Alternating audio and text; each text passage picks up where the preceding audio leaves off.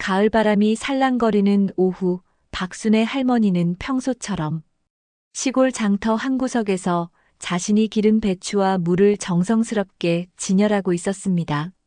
이른 나이에도 꼿꼿한 허리, 깊게 패인 주름 사이로 드러나는 따뜻한 미소가 인상적인 분이셨습니다.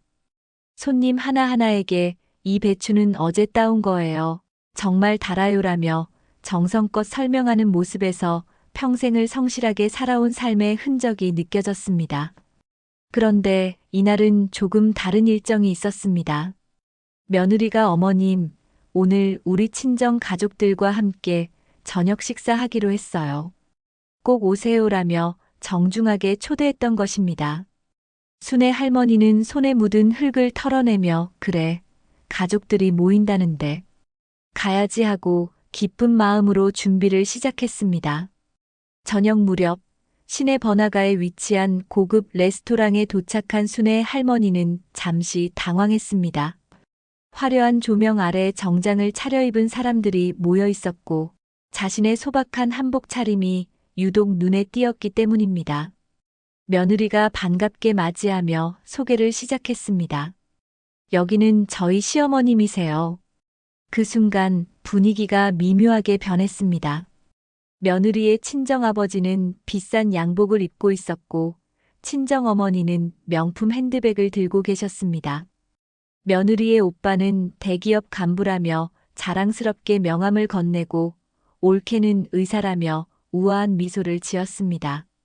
모두들 정중하게 인사는 했지만 순의 할머니의 거친 손과 소박한 차림새를 훑어보는 시선이 느껴졌습니다. 식사가 시작되자 대화의 주제는 자연스럽게 직업과 성공 이야기로 흘러갔습니다. 요즘 부동산 투자가 대박이더라고요. 우리 아이는 외국어 고등학교에 보낼 계획이에요. 같은 화려한 이야기들이 오갔습니다. 순의 할머니는 조용히 들으며 가끔 고개를 끄덕이기만 했습니다. 그런데 며느리 친정 어머니가 갑자기 순애님은 뭘 하고 계세요? 라고 물었습니다. 순의 할머니가 시골에서 작은 장사를 합니다라고 소박하게 대답하자 그분은 아, 그러시군요 하며 의미심장한 표정을 지었습니다. 옆에 앉은 며느리 오빠는 요즘 같은 세상에 장터에서 장사라니 참 힘드시겠네요 라며 동정 섞인 말을 건넸습니다. 결정타는 며느리 올케가 날린 말이었습니다. 솔직히 말씀드리면 요즘은 교육이 정말 중요하잖아요. 아이들한테도 다양한 경험을 시켜주고 싶은데.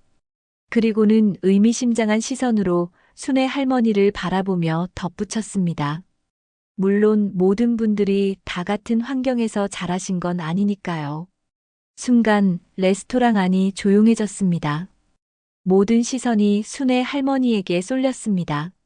며느리는 얼굴이 붉어지며 당황한 기색이 역력했고 심지어 어린 손주들까지 어른들의 미묘한 분위기를 감지하고 불안해하는 표정을 지었습니다. 순의 할머니는 잠시 숨을 고르며 물잔을 들었지만 그 손이 미세하게 떨리고 있었습니다. 평생을 정직하고 성실하게 살아왔지만 이 순간만큼은 자신이 작고 초라하게 느껴졌습니다. 그날 밤 집으로 돌아온 순의 할머니는 방에 홀로 앉아 창밖을 바라보며 깊은 생각에 잠겼습니다. 차가운 달빛이 방 안을 은은하게 비추고 멀리서 들려오는 귀뚜라미 소리만이 고요한 밤을 깨뜨리고 있었습니다. 오늘 있었던 일이 마음 한구석을 쓸쓸하게 만들었지만 그보다는 오랜 세월 동안 품고 살아왔던 기억들이 물밀듯 밀려왔습니다. 40년 전 순의 할머니는 29의 젊은 아내였습니다. 남편은 마음씨는 좋았지만 사업 감각이 부족한 사람이었습니다. 이번엔 정말 잘 될 거야. 순애야라며 희망찬 목소리로 말하던 남편의 모습이 아직도 눈에 선합니다. 하지만 현실은 냉혹했습니다. 남편이 시작한 작은 식당은 6개월 만에 문을 닫았고 친구들과 함께한 양계장 사업도 조류 독감으로 인해 하루아침에 물거품이 되었습니다. 더 큰 시련은 남편이 갑작스럽게 세상을 떠나면서 시작되었습니다. 35의 나이에 홀로 남겨진 순애 할머니 앞에는 1,000만 원이 넘는 빚과 2명의 어린 아들이 있었습니다. 큰아들 민수는 겨우 초등학교 3학년, 작은아들 민우는 유치원생이었습니다. 엄마, 아빠는 언제 와? 라고 묻는 아이들의 맑은 눈동자를 보면서 순애 할머니는 눈물을 삼키며 다짐했습니다. 내가 이 아이들을 꼭 제대로 키워내겠다. 그날부터 순애 할머니의 고된 삶이 시작되었습니다. 새벽 4시에 일어나 밭으로 나가 배추, 무, 상추를 기르고 오전에는 시장에서 장사를 했습니다. 오후에는 동네 식당에서 설거지 일을 하고 저녁에는 집에서 젓갈을 담가 팔았습니다. 손에는 물집이 잡히고 또 터지기를 반복했지만 포기할 수 없었습니다. 아이들이 다른 친구들처럼 학용품도 사고 따뜻한 밥도 먹어야 했으니까요. 기억에 남는 것은 민수가 중학생이 되던 해 겨울이었습니다. 참고서를 사달라고 조심스럽게 부탁하는 아들에게 순애 할머니는 엄마가 내일 돈 만들어 올게라고 약속했습니다. 그날 밤 눈이 펑펑 내리는 중에도 새벽장에 나가 김치를 팔아 참고서 값을 마련했습니다. 돈을 건네받은 민수가 엄마 고마워요.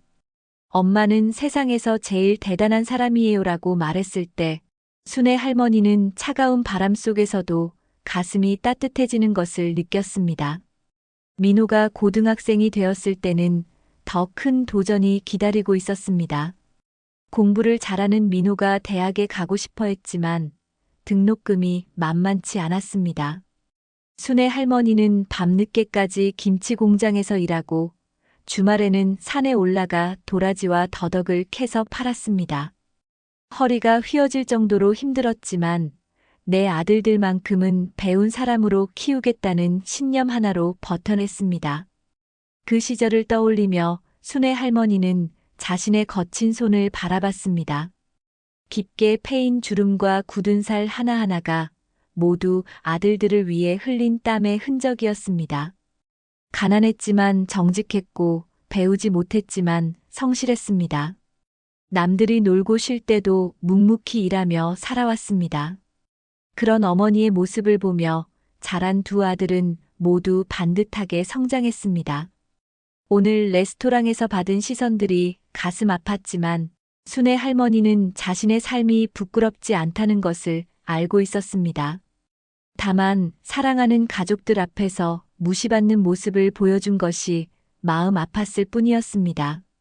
며칠 후 순애 할머니에게는 더 큰 시련이 기다리고 있었습니다. 막내 손자 지훈이가 다니는 초등학교에서 가족 참관 수업이 있다는 소식을 들었습니다. 할머니, 꼭 와주세요. 친구들한테 할머니 자랑하고 싶어요라며 순진하게 말하는 지훈이를 보며 순애 할머니는 기쁜 마음으로 참석하기로 했습니다. 참관 수업 당일 교실에는 화려하게 차려입은 학부모들이 가득했습니다. 순애 할머니는 평소보다 조금 더 단정하게 한복을 입고 갔지만 명품백을 든 엄마들과 정장을 차려입은 아빠들 사이에서는 여전히 소박해 보였습니다. 지훈이는 할머니의 손을 잡고 자랑스럽게 친구들에게 소개했습니다. 얘들아, 우리 할머니야. 그런데 문제는 수업이 끝난 후에 일어났습니다. 학부모들이 모여 이야기를 나누는 자리에서 며느리의 친정어머니와 마주치게 된 것입니다. 그분은 다른 학부모들과 함께 있다가 순애 할머니를 발견하고는 일부러 큰 소리로 말했습니다. 아, 지훈이 할머니시네요. 저희 사위 어머니세요. 주변 학부모들이 관심을 보이자 그분은 계속해서 말을 이어갔습니다. 시골에서 장사하시는데 참 고생 많이 하세요. 요즘 같은 세상의 장터에서. 그 말을 듣던 한 학부모가 아, 그러시구나. 요즘은 교육 환경이 정말 중요한데라며 의미심장한 표정을 지었습니다. 더 충격적인 일은 그 다음에 벌어졌습니다. 지훈이의 친구 엄마가 자녀에게 너는 공부 열심히 해야 해. 안 그러면 나중에 시장에서 장사해야 한다고 말하는 것이었습니다. 그 말을 들은 지훈이의 얼굴이 순간 굳어졌습니다. 다른 아이들도 킥킥대며 웃었고 지훈이는 할머니의 손을 꼭 잡으며 고개를 숙였습니다. 집으로 돌아오는 길에 지훈이가 조용히 물었습니다. 할머니, 장사하는 게 나쁜 일이에요? 순의 할머니는 가슴이 먹먹해졌지만 따뜻하게 대답했습니다. 아니란다, 지훈아. 정직하게 일하는 건 나쁜 일이 아니야. 할머니는 자랑스럽게 일하고 있단다. 하지만 아이의 상처받은 표정을 보니 마음이 아팠습니다. 그런 일들이 반복되면서 가족 분위기도 점점 어색해졌습니다. 며느리는 친정 식구들과 순의 할머니 사이에서 난처해했고 가족 모임 때마다 긴장한 표정을 짓곤 했습니다. 며느리의 친정 식구들은 직접적으로 말하지는 않았지만 은근히 멸시하는 기색이 역력했습니다. 아이들 교육에 좋은 영향을 주려면 일하며 돌려서 말하곤 했습니다. 가장 힘든 순간은 큰 손녀 민지가 중학생이 되면서부터였습니다. 사춘기에 접어든 민지는 친구들 앞에서 할머니 이야기가 나오는 것을 부담스러워하기 시작했습니다. 할머니, 우리 학교에 오실 때는 좀 더 그냥 평상복 입고 오세요라며 조심스럽게 부탁하는 민지를 보며 순의 할머니는 깊은 좌절감을 느꼈습니다. 어느 날 저녁 가족들이 모인 자리에서 며느리의 친정어머니가 손주들에게 말했습니다. 너희들은 공부 열심히 해서 훌륭한 사람이 되어야 해. 할머니처럼 배우지 못하면 나중에 고생한단다. 그 순간 순의 할머니의 가슴에 비수가 꽂히는 듯한 아픔이 밀려왔습니다. 사랑하는 손주들 앞에서 자신이 부정적인 예시로 언급되는 것이 이렇게 아플 줄 몰랐습니다. 순의 할머니는 그날 밤 혼자 앉아 많은 생각을 했습니다. 내가 정말 손주들에게 부끄러운 할머니일까? 내 삶이 그렇게 초라한 걸까? 하지만 마음 한편으로는 분명히 알고 있었습니다. 자신이 흘린 땀방울 하나하나가 헛되지 않았다는 것을, 정직하게 살아온 자신의 삶이 부끄러운 것이 아니라는 것을 말입니다. 그날 밤 순의 할머니가 혼자 앉아 깊은 시름에 잠겨 있을 때 현관문이 조용히 열리는 소리가 들렸습니다. 큰아들 민수가 늦은 시간에 찾아온 것이었습니다. 평소보다 일찍 퇴근한 민수는 어머니의 침울한 표정을 한눈에 알아차렸습니다. 어머니, 무슨 일 있으세요? 표정이 좋지 않으시네요. 순의 할머니는 괜찮다며 손사래를 쳤지만 민수는 어머니 곁에 자연스럽게 앉으며 말했습니다. 어머니, 저한테는 숨기지 마세요. 제가 어머니 아들인데 어머니 마음이 어떤지 모를 리가 있겠어요? 그 따뜻한 말에 순의 할머니는 그동안 겪었던 일들을 조심스럽게 털어놓기 시작했습니다. 며느리 친정 식구들의 차가운 시선, 손주들 앞에서 받은 모멸감, 그리고 사랑하는 가족들에게 부끄러운 존재가 된 것 같다는 마음을 하나씩 꺼내놓았습니다. 말을 하는 동안 순의 할머니의 목소리는 점점 작아졌고 마지막에는 눈물이 글썽거렸습니다. 민수야, 내가 정말 너희들에게 부담이 되는 건 아닐까? 손주들이 할머니를 부끄러워하는 것 같아서. 민수는 어머니의 말을 끝까지 들은 후 조용히 어머니의 거친 손을 두 손으로 감싸며 말했습니다. 어머니, 정말 그런 소리 하지 마세요. 어머니가 부끄럽다고요? 세상에서 가장 자랑스러운 분이 저희 어머니인데요. 민수의 목소리에는 진심이 가득 담겨 있었습니다. 어머니, 제가 어렸을 때를 기억하세요? 아버지가 돌아가시고 나서 어머니가 얼마나 힘드셨는지 저는 다 봤어요. 새벽에 나가서 밤늦게 들어오시는 어머니를 보면서 어린 마음에도 우리 엄마는 정말 대단한 사람이구나 생각했어요. 민수는 어린 시절의 기억들을 하나씩 꺼내며 말을 이어갔습니다.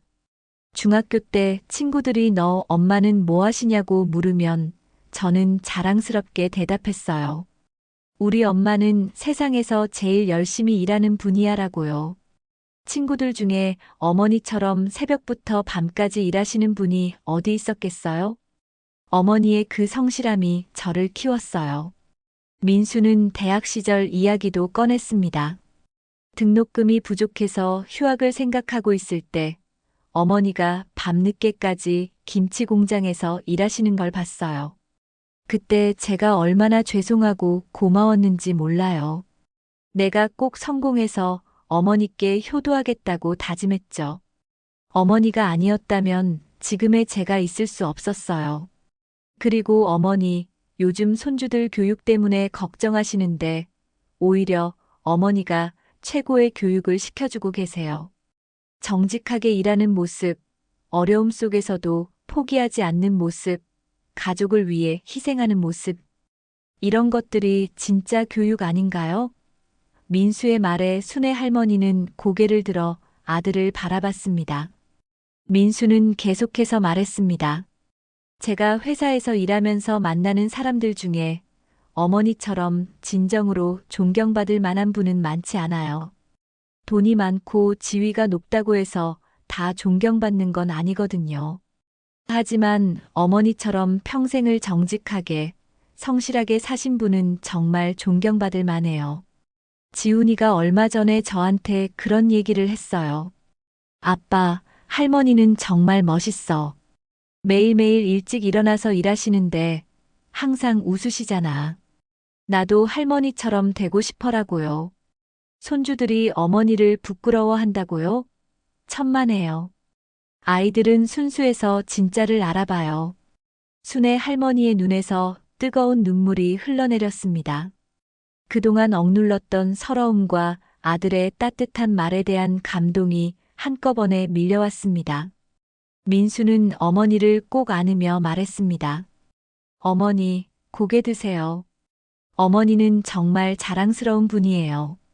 그 누구 앞에서도 당당하셔도 돼요. 그날 밤 순애 할머니는 오랜만에 평안한 잠을 잤습니다. 며칠 후 예상치 못한 일이 벌어졌습니다. 막내 손자 지훈이가 다니는 초등학교에서 연락이 온 것입니다. 안녕하세요, 지훈이 할머니시죠? 저희 학교에서 지역 교육 발전을 위한 장학재단 후원 행사를 개최하는데 특별히 초청하고 싶어서 연락드렸습니다. 담임 선생님의 정중한 목소리에 순애 할머니는 조금 당황했습니다. 저를요? 제가 뭘 할 수 있을까요? 할머니께서 평소 지역사회를 위해 많은 일을 하고 계시다고 들었습니다. 이번 행사에 꼭 참석해 주시면 감사하겠습니다. 선생님의 간곡한 부탁에 순애 할머니는 참석하기로 했습니다. 하지만 마음 한편으로는 걱정이 앞섰습니다. 또다시 사람들 앞에서 초라한 모습을 보이게 되는 건 아닐까 하는 불안감 때문이었습니다. 행사 당일 학교 강당에는 지역의 유지들과 학부모들이 가득 모여 있었습니다. 정장을 차려입은 사람들 사이에서 순애 할머니는 여전히 소박한 한복 차림이었지만 이번에는 조금 다른 마음가짐이었습니다. 며칠 전 큰아들 민수의 따뜻한 말이 힘이 되어 주었기 때문입니다. 행사가 시작되고 교장 선생님의 인사말이 이어졌습니다. 오늘 이 자리에는 우리 지역 교육 발전을 위해 애써주시는 많은 분들이 함께해 주셨습니다. 그때 뒤편에서 정중한 박수 소리와 함께한 신사가 입장했습니다. 깔끔한 정장에 품격 있는 모습의 그분을 보자 사람들이 웅성거리기 시작했습니다. 저분이 시중은행 김영호 은행장님이시네요. 정말 바쁘실 텐데 이런 자리까지 와주시다니. 사람들의 감탄 섞인 목소리가 여기저기서 들려왔습니다. 김영호 은행장은 50대 중반의 온화한 인상으로 지역에서는 매우 존경받는 인물이었습니다. 그는 정중하게 인사를 하며 자리에 앉았습니다. 순애 할머니는 그 은행장을 보는 순간 어디선가 본 듯한 기분이 들었습니다. 하지만 자신 같은 사람이 그런 높은 분과 인연이 있을 리 없다며 고개를 저었습니다. 그런데 은행장도 순애 할머니를 발견하고는 깜짝 놀라는 표정을 지었습니다. 그리고 주변 사람들에게 뭔가를 조용히 문의하는 모습이었습니다. 행사가 진행되면서 여러 후원자들의 발표가 이어졌습니다. 그런데 갑자기 김영호 은행장이 일어서더니 마이크를 요청했습니다. 죄송합니다. 급하게 한 말씀 드리고 싶은 일이 있어서요. 사회자는 당황스러워했지만 은행장의 간절한 부탁에 마이크를 건네주었습니다. 김영호 은행장은 마이크를 잡고 천천히 순애 할머니가 앉은 쪽을 바라보며 말하기 시작했습니다. 여러분, 오늘 이 자리에서 정말 뜻밖의 만남이 있었습니다. 저에게는 평생 잊을 수 없는 은인이 계신데 바로 이 자리에 와 계십니다. 강당이 조용해졌습니다. 사람들은 누구를 지칭하는 것인지 궁금해하며 주변을 둘러봤습니다. 은행장은 계속해서 말했습니다. 25년 전 저는 대학 졸업 후 취업도 제대로 되지 않아 고향에서 절망에 빠져 있던 청년이었습니다. 가족들의 기대는 크고 현실은 막막하고 그때 저를 도와주신 분이 계십니다. 순애 할머니는 가슴이 두근거리기 시작했습니다. 혹시 저분이 하는 생각이 스쳐 지나갔습니다. 김영호 은행장은 감정이 북받쳐 올라오는 목소리로 계속했습니다. 그때 제가 남루한 차림으로 시장을 배회하고 있을 때 한 분이 따뜻한 밥 한 그릇을 주시며 젊은이, 포기하지 말고 힘내세요라고 말씀해 주셨습니다. 그리고 몇 달 동안 제게 작은 일자리도 주시고 용기도 북돋아 주셨습니다. 사람들의 시선이 이리저리 움직였지만 은행장의 시선은 오직 순애 할머니에게만 향해 있었습니다. 김영호 은행장은 천천히 단상에서 내려와 순애 할머니가 앉은 곳으로 걸어갔습니다. 강당 안의 모든 사람들이 숨을 죽이고 그의 행동을 지켜봤습니다. 박순애 할머니. 은행장이 할머니의 이름을 부르자 사람들 사이에서 작은 술렁임이 일어났습니다. 순애 할머니는 얼굴이 붉어지며 당황해했습니다. 아, 아니에요. 제가 뭘. 하지만 김영호 은행장은 순애 할머니 앞에 서더니 갑자기 무릎을 꿇고 깊이 고개를 숙였습니다. 강당 안이 완전히 조용해졌습니다. 심지어 아이들까지도 무슨 일인지 궁금해하며 조용히 지켜봤습니다. 할머니, 정말 감사합니다. 25년 전 저를 살려주신 은혜를 평생 잊지 못했습니다. 은행장의 목소리에 진심이 담겨 있었습니다. 할머니께서 저에게 주신 것은 단순한 밥 한 그릇이 아니었습니다. 희망이었고 용기였고 사람에 대한 믿음이었습니다. 그때 할머니께서 젊은이는 포기하면 안 된다. 정직하게 살면 언젠가는 길이 열린다고 말씀해 주셨던 것을 지금도 생생히 기억합니다. 순애 할머니는 그제야 기억이 났습니다. 25년 전 시장에서 장사하던 중에 만났던 그 절망에 빠진 청년이 바로 지금의 김영호 은행장이었던 것입니다. 당시 그는 너무나 야위어 있었고 며칠째 제대로 먹지 못한 것 같아 보였습니다. 순애 할머니는 별 생각 없이 자신이 준비한 도시락을 나누어 주고 힘내라는 격려를 해주었을 뿐이었습니다. 김영호 은행장은 일어서며 계속 말했습니다. 그 후 몇 달 동안 할머니께서는 저에게 시장에서 간단한 일거리도 주시고 용기를 잃지 않도록 응원해 주셨습니다. 할머니께서 너는 분명히 성공할 아이다. 포기하지만 말아라라고 말씀해 주실 때마다 저는 다시 힘을 낼 수 있었습니다. 강당에 앉은 사람들은 믿기 어렵다는 표정으로 이 광경을 지켜봤습니다. 특히 며느리의 친정 식구들은 입이 다물어지지 않은 채 순애 할머니를 바라봤습니다. 방금 전까지만 해도 시골에서 장사하는 할머니라고 생각했던 그분이 지역에서 가장 존경받는 은행장의 은인이었다니 상상도 못했던 일이었습니다. 김영호 은행장은 마이크를 다시 잡고 모든 사람들에게 말했습니다. 여러분, 오늘 제가 이 자리에서 이런 말씀을 드리는 이유는 진정한 교육이 무엇인지 보여드리고 싶어서입니다. 박순애 할머니께서는 저에게 돈을 주신 것이 아닙니다. 정직과 성실, 그리고 남을 배려하는 마음을 가르쳐 주셨습니다. 이것이 바로 우리 아이들에게 필요한 진정한 교육 아닐까요? 박수가 터져 나왔습니다. 처음에는 조용했지만 점점 더 큰 박수로 이어졌습니다.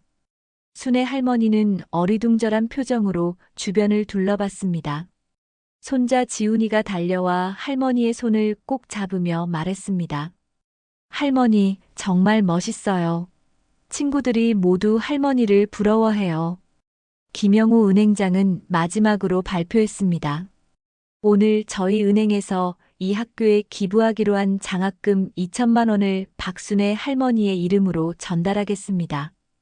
박순애 할머니 장학기금으로 말입니다. 그리고 이 기금은 단순히 성적이 우수한 학생이 아니라 정직하고 성실한 학생들을 위한 것입니다. 강당이 다시 한번 뜨거운 박수로 가득 찼습니다. 순애 할머니는 눈물을 글썽이며 고개를 숙였습니다.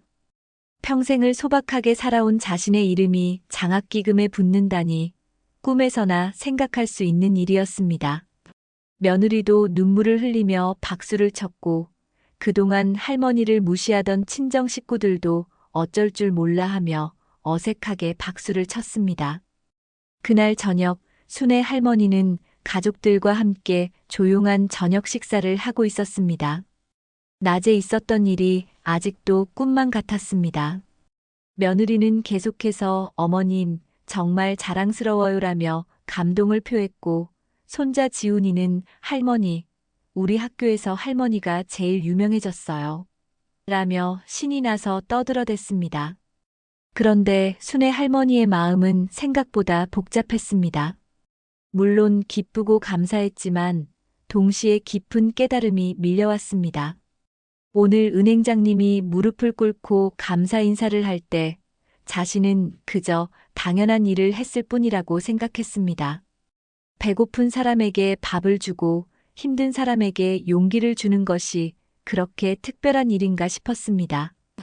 25년 전 그때도 지금처럼 그냥 마음이 가는 대로 한 일이었는데 순애 할머니는 혼잣말처럼 중얼거렸습니다.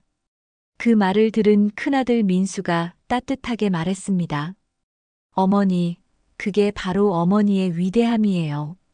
특별한 걸 하려고 한 게 아니라 자연스럽게 몸에 밴 성품으로 살아오셨잖아요. 순애 할머니는 고개를 끄덕이며 깊은 생각에 잠겼습니다.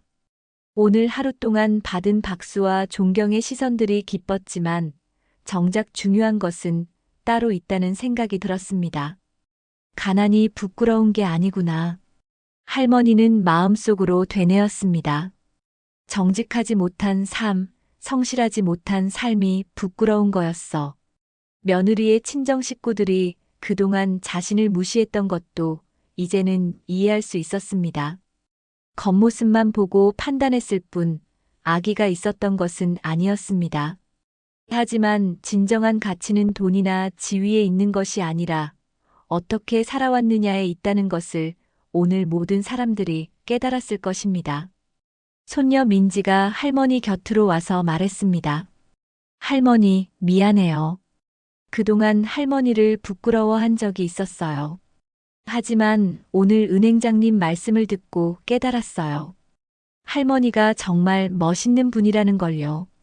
순애 할머니는 민지의 머리를 쓰다듬으며 말했습니다. 괜찮단다, 민지야. 할머니도 많이 배웠어.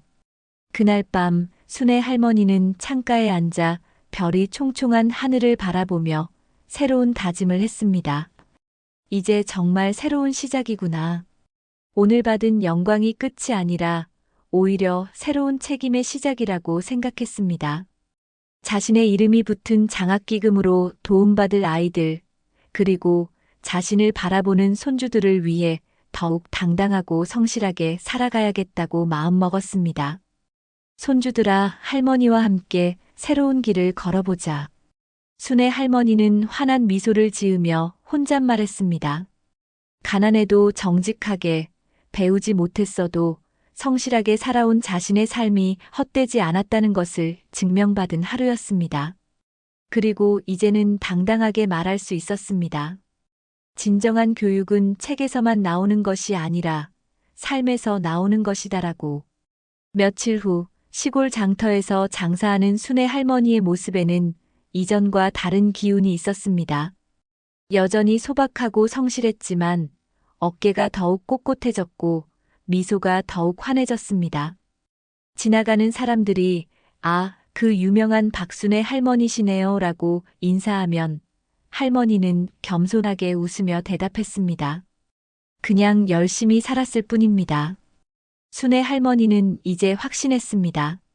자신의 삶이 손주들에게 자랑스러운 이야기가 될 것이라고, 그리고 정직과 성실이라는 가장 소중한 유산을 물려줄 수 있을 것이라고 말입니다.